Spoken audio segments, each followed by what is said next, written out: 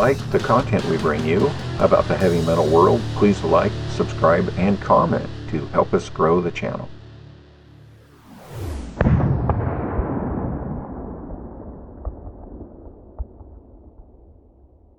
So, welcome everyone, metalheads around the world. It's Séverine on Metal Express Radio, and today I'm with Chris Damien Doll from the Suicide Bombers. Hello! Hello, Séverine. Nice to be back on here. Yeah, thank you. So, how are things going with you? Because in about 2 weeks, you are going to release your fifth album called All for the Candy. So, How are things going? It's really busy, but it's going well. We started just started doing interviews and started getting a few reviews back in, and they're all looking amazing. Where it's kind of you're in a little bit of a bubble when you do an album. You know that it's good, but you just don't know how people are going to perceive it. So it's always very nice when you get like the first reviews back and they're good, and your friends and longtime fans who've heard it kind of tell you that this is a great record. So, but it's really busy. I got interviews lined up every day. There's lots of stuff going on, and but it's a fun time, you know. Right. So for people who don't know the band with a really provocative name, Suicide Bombers, how would you introduce your band to them? We call our music hard rock. I guess we're on the sleazier part of the hard rock spectrum. Now that's every aspect of sleaze, but yeah, we're a band who likes we play melodic rock and roll with a little bit of metal in it. Good melodies, great musicianships, great songs, and just like fun. But we're really serious about music, but it's supposed to be fun, you know. Yeah. So it's your fifth album, so you already have a couple of years behind you with this band. How did you work on All for the Candy, and what are the elements, I would say, that makes it different from the other album, or do you not want it to be different? I think, we worked on it pretty much the same we work on every record. We wrote the songs, or me and Slim wrote the songs. We rehearsed them, twisted some of the stuff around at rehearsal, just kind of banal gel together on them. And then once it was all rehearsed, we started the recording.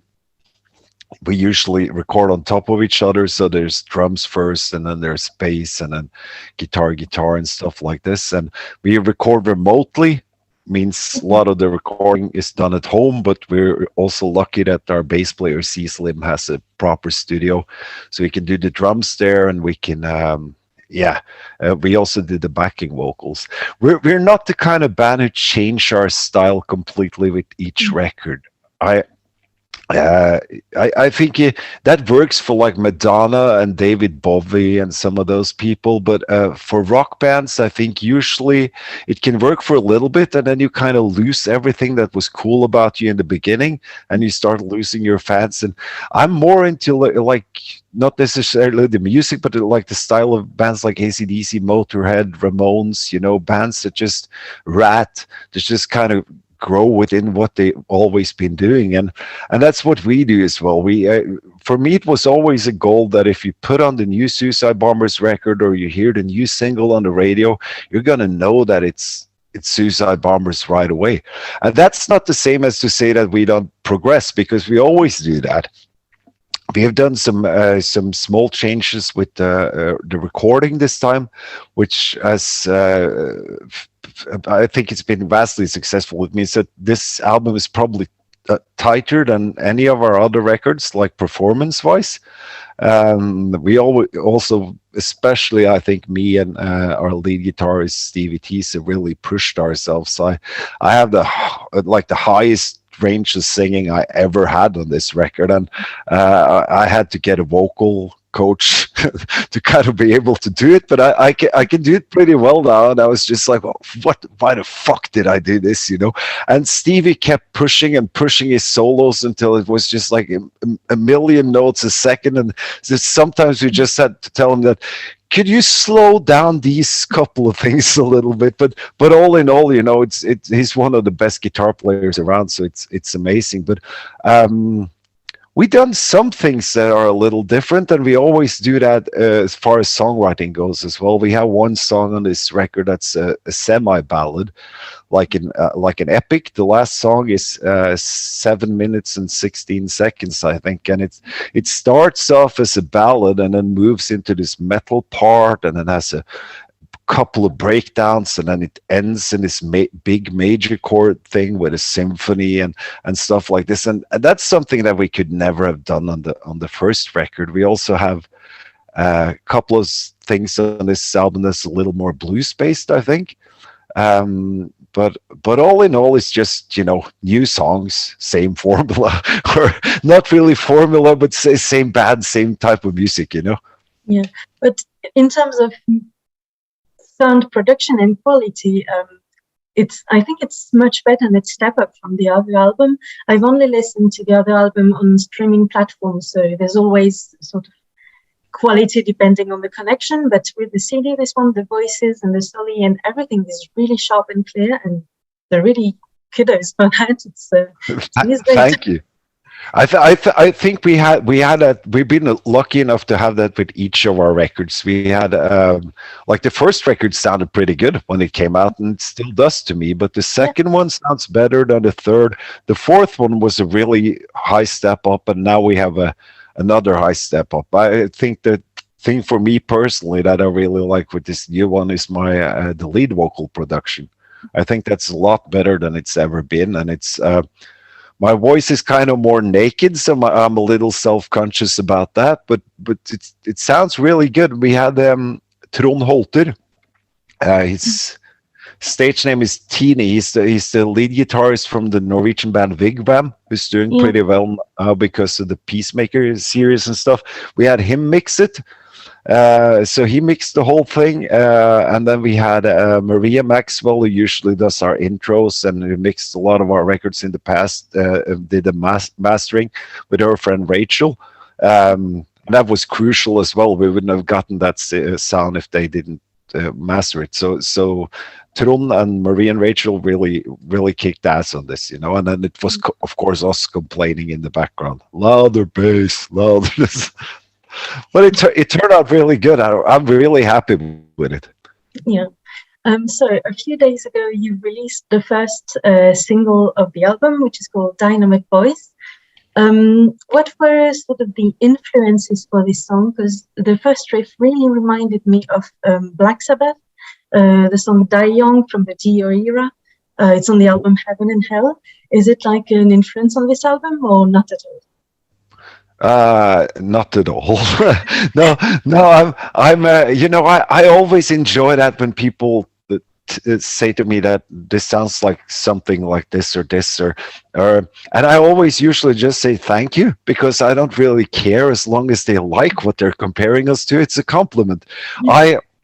I think I own that Black Sabbath record, but I'm not really. I mean, C. Slim, our bass player, is the big Black Sabbath fan. So I wrote Dynamite Playboys, and I didn't think of any Sabbath riffs. I'm not sure what the inspiration was really. I think it started more from this line, "We are the boys," which I wanted to use over and over and over again with that specific kind of attitude, and then I just wrote the song around that. The last thing that happened was the title and the chorus. It had an awful title before that, Séverine. I had it for a long time with a bad title. So what was this awful title? No, I'm going to use it later when I run out of ideas. Okay. So the impression that I have also listening to this single is that it's kind of heavier than, for example, Murder Couture that you did before. Did you have in mind this idea of going faster and doing things more heavier on this album? Yeah, no, not on the album per se, but on that song.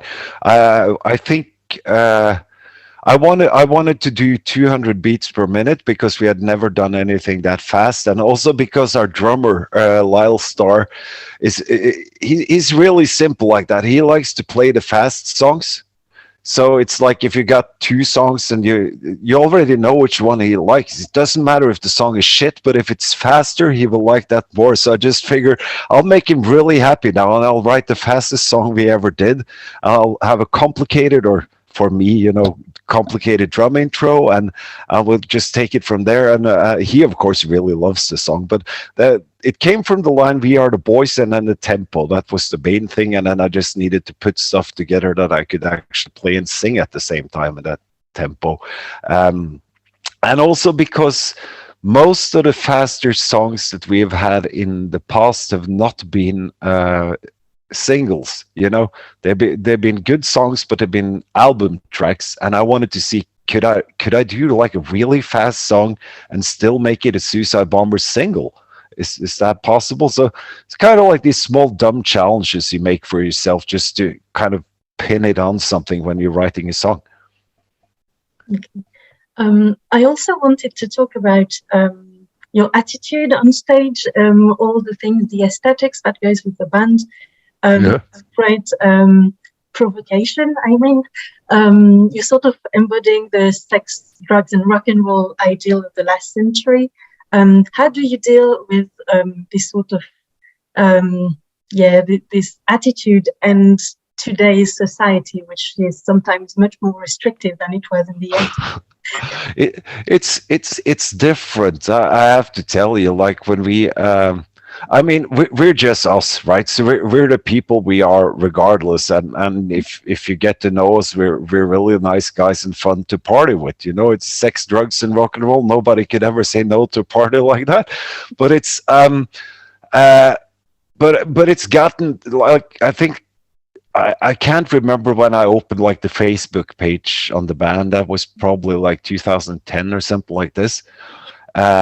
And it was okay back then, and now if you try to write Suicide Bombers, we have to go through warnings and stuff. And all our friends, like the people we know who are in bands, they can have like paid promotions on social media when they have concerts or stuff like this. And we always get shit because of the band name.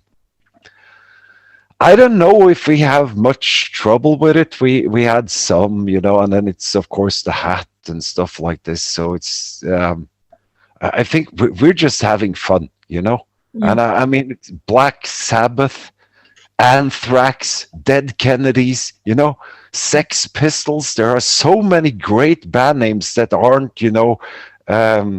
politically correct. And it's, it's also kind of annoying that since we're a newer band, the same rules don't apply to the older bands. Like sometimes I get a lot of shit from people, especially in Germany, for the hat. I changed it to a red one now, so I'm hoping they won't do it. But I slowly changed the insignia, and then I go on their Facebook pages and I see that they're Motorhead fans. Everyone knows that Motorhead are not right wing or anything like this, but it'll take you fucking 2 seconds to find a picture of Lemmy online in a full Nazi uniform with the right insignia and everything, and I never did that.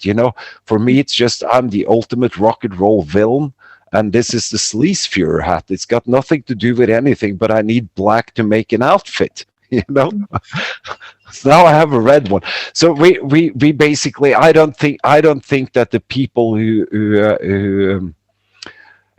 the people who get too hung up about the band name, I don't think they would come to our concerts if we were called Sunny Days either. These are not rock and roll people. Yeah, this is not the targeted audience. No, and that's okay, and we're not after, discriminating races or sexual preferences or anything like this. Everyone, please do what you want to do. That's what we're doing. Yeah. So in a recent interview, you talked about your link with punk music, especially. So do you think you have more like a hard rock sound, but like a punk ideal behind your music? I don't know. I think it's a little difficult to say. I think that the best hard rock bands from the 80s or the ones that I like the most had this kind of immediacy to their playing, and they had the attitude, and they had like the like not necessarily big production, but there was like the best bands always have this their own universe, kind of like everything from the album cover to the stuff they say to the lyrics, the music, the guitar playing. Like if you look at like Shout at the Devil from Motley Crue, you know, Tommy Lee is really beating on those drums. The sex, drugs, and rock and roll, there's everything from the album cover to the lyrics on some of the songs really fit together. And it's I still don't think Motley Crue is a punk band, but they have that kind of little bit snotty attitude, and we're not copying anything because it really comes naturally, but when people start talking to me about us being a little bit punk, yeah, I understand that people are into, you know, metal, just heavy metal, and from there and more extreme, they probably see us more as a rock and roll band than a metal band, and that's okay. You know, I see us as a metal band because I come from rock and roll and punk, but you know, but we landed on hard rock, and that's kind of the thing. Yeah. So for me, hard rock is the music made for the stage rather than for listening the albums. So which songs from the new record are you really looking forward to play live? We played every song live. Okay. So, except for the semi-ballad. We haven't done that yet. Okay. But we managed to. It's been fun to play all of them, but we managed to put 6 songs in the current set list. Okay. So that's quite a lot. But I like that. That's a thing, you know. A lot of these bands from the 80s and stuff like this will have the same set every tour because those are the hits they had in the 80s, and then they have 2 songs from the new album. Next tour they change those 2 songs for the ones from next album. The whole set list is the same.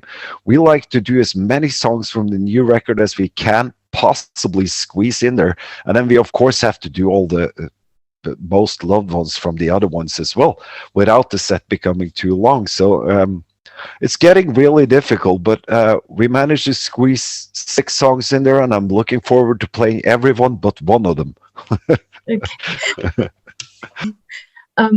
So, more serious question. From what I've seen, you've mostly been touring in Norway, from where you're from. A few shows in Belgium I've seen in the archives. What are your plans for touring after the release of the album? We have a couple of festivals and a lot of shows in Norway lined up, and then we are doing. I can't talk too much about it yet, but we are doing like a tour of, I think, Eastern Europe with 2 other bands from here. So that's at least planned and should probably go live in a couple of months or something like this. I can't say anything more about it. And then we're still booking, okay. So I'm hoping to do more Europe this time. Like for Murder Tour, we actually had a short European tour lined up, but then COVID hit. Yeah. So that didn't happen. But this one's going to be really good. So just to finish this interview, 2 more questions for you. Yeah. The new thing with streaming music is that at the same time, it's a little bit like before in the 80s, and you can do some playlists and mixtapes like you did on cassettes. So another difficult question perhaps, but what other songs from other artists or from other albums you would think go well with the new songs from All for the Candy? That's a cool question. I never got that before. I think probably most of my heroes. You know, I'd put something from Vane's album Enough Rope on there. Maybe the title track was Cindy. I think I'd put Kerosene by Cruel Intentions. Good friends of mine. I really like them. I'd put Atomic by the Razorbats. And I really liked Savage, a Wasp B-side, some Motley Crue. I also like Zodiac Mind Warp and the Love Reaction, of course, Warrior Soul. Just tons of different stuff. I'm not sure I could go on forever. Actually, I thought about doing that a little bit, just like make playlists and post on social media and to expose people to music they might not have heard, both new and old. I just never got around to it. I'm too busy coming up with funny lines for our stories. The last question I had was about your sort of nicknames and alter egos you have on stage. How did you come up with that? Oh, I think that everyone did it mostly themselves, but like Chris Damien Doll, I've been forever. I can't remember that. But we also have the titles, right? And that's what you're referring to. Yeah. So this was like before the band even started. I can't remember what triggered it, but it part of it was that when I started Suicide Bombers, I wanted to do all the ideas that got shot down in my previous band. So I just figured if I have all of these ideas, like push them right up front, like before I get members, the band will be like this, you know. And one of the things I wanted was to have titles, but the titles, the way we come up with them, or people come up with them, is that they define who you are both in the band and out of the band, you know. Like so I'm the Sleaze Führer, and Führer is of course another name for leader, and I'm the band leader, and then most of my life is pretty sleazy. So that's kind of it, you know, and stuff like Thunder Mechanic, you know, and like bass guitar is like Thunder, and he's great at fixing cars, you know. So it's just like, so it's stuff like this is.